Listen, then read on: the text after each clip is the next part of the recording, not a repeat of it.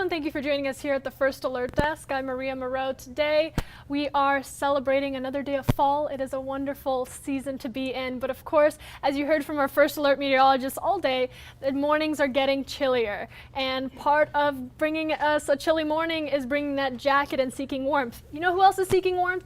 Rodents, and they're looking at your home right at this time for shelter. And of course, we're going to talk to you a little bit about getting ready for fall and pest-proofing your home with Chris Ferguson. He's a service manager with Arrow Exterminators. Chris, thank you so much for joining us.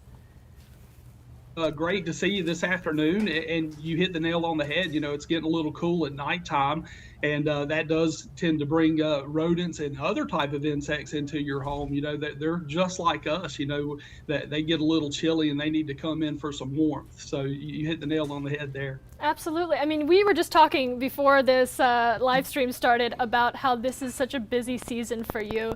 What do you see starting around this time of year? So I manage the core side of the business, so we don't get a lot of the rodent calls like our home services do, but we get a lot of we do get a lot of rodent calls this time of year. The gray squirrels are trying to get into people's homes along with rats and other types of rodents. We also get a lot of roach calls on you know, here at my service center. So we deal with a lot of smoky browns and American roaches. You know, it's important to do a lot of different things to your home when it comes to pest proofing this time of year. So those are the two that we deal with mainly. And you actually shared, or I should say your team shared some tips with us here that I wanted to make sure our viewers got. Some of those, you can walk me through them. Pests love food, and a lot of us, of course, sometimes end up leaving some snacks out on the table. What are some ways that you can make sure to minimize attracting those rodents? Absolutely. So store food in sealed tight containers. That is a big one. You know, if you know, I go into kitchens all the time. You'll see like the cookies that are just stored in the cookie container. You know, it's important to use sealed tight containers. You can seal off your foundation, screen your gable ends and all of your vents. Screen your doors and windows, and whenever you screen your doors and windows, that can actually help with your power bill as well. You also said something about kitchens. You know, we look for hospital grade sanitation when it comes to kitchens and bathrooms. You know, we want to make sure that all the food is swept up off the counter, and you keep a nice, neat, tidy kitchen. You know, again, you know, just like I was saying earlier, you know, they're just like us. They want in for the warmth. They got to have that food too. So, you know, you can imagine a small piece of food is a meal for a rodent or even a roach. So it's very important to keep all that stuff and all those items off of the countertops. And by the way, as you guys are watching, possibly on our YouTube stream, on Roku, Apple TV, or even in our First Alert News app, we do want to let you know, if you have any questions, ask us about fall proofing your home, of course. Getting back into this, I wanted to ask you, what are some of the things your team sees around this time of year, just when they're responding to homes that have already fallen victim to a rodent problem? So you will see chew-ins this time of year when you're talking about gray squirrels. We see a lot of, you know, literally a squirrel can jump onto the roof and start gnawing at your home. They can cause a lot of damage. So you can see chew-ins around the eaves of the home.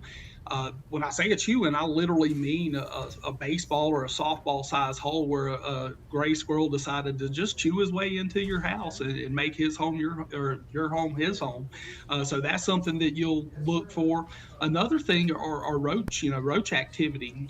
We get a lot of roaches this time of year in attic spaces. I know that American roaches and you know, smoky brown roaches, they love to come in through your attic space. So that's an area that we'll target, you know, during some of our services. You know, we'll go up to the attic space, and whenever they're in your attic, it's just natural for them to drop down into the living space. And most bedrooms are upstairs. So that's kind of a creepy situation whenever, you know, you wake up next to a nice roach or something. That wouldn't be fun at all. No, not at all. I can't imagine. Let's talk about the perimeter of the home, because it's not just the inside you have to worry about. I mean, a driveway or just right in front of your door, that could also be a problem. Are there certain areas that house along that perimeter that people can pest proof?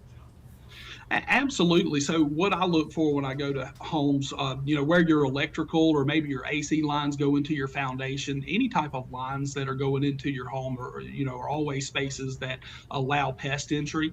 So you can take caulk and seal those areas off. I've seen situations where you can see light shining through the base of your door. That means the door sweep on the bottom of the door needs to be, added, or you need to add it or put another one on, or whatnot.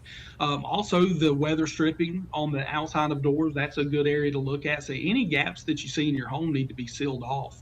I mentioned gable ends earlier, maybe foundation vents, even windows. Any break that you see in a house large enough for a roach to get in, you can imagine that's a bug's life. That's all they have to do is just find a way in.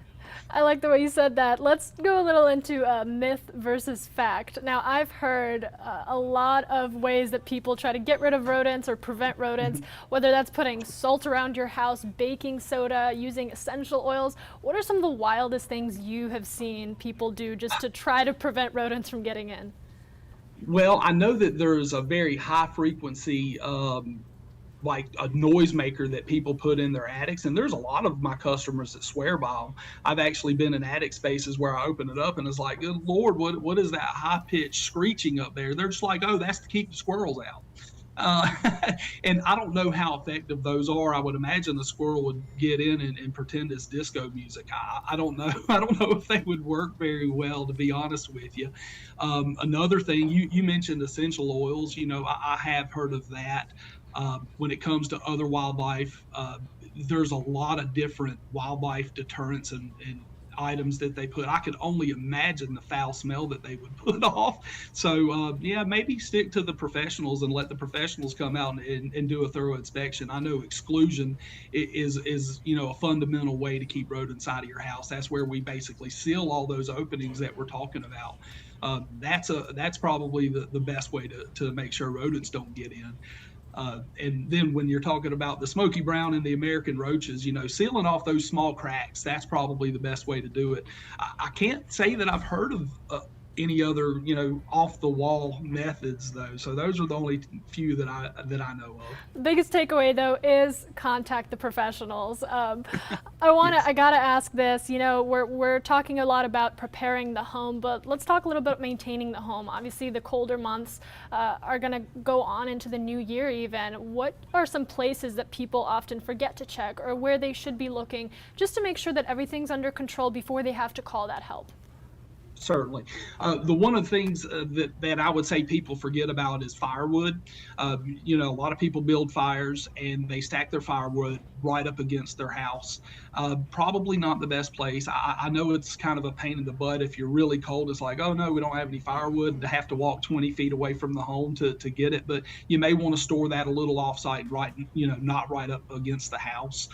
Another area that people tend to neglect are their gutters. If you see a little tree growing out of your gutter, that means you probably have some clogged gutters or some debris or organic material in the gutters. That's just a perfect breeding ground for roaches, ants, even. So I've seen a lot of different organisms in clogged up gutters. So I would say gutters and firewood are probably going to be the two main culprits that people just don't think about. And when reaching out to an exterminator, of course, what is the best way to find one in your area or know that you're connecting with a good one? Well, you called us. It's 188 go Arrow. So you can always contact Arrow Exterminators, and we're always available. We offer free home evaluations, and we can send a pest professional out and do a free home evaluation. I really appreciate your time, Chris, and your expertise on this matter. A lot of you guys are going to go home from work right now. Take a look around your house. Pest-proof your home. You're gonna be thankful you did that before it gets colder. Chris, once again, thank you so much. You can find this full interview along with more pest-proofing resources on our website, atlantanewsfirst.com. Awesome. Thank you, Maria.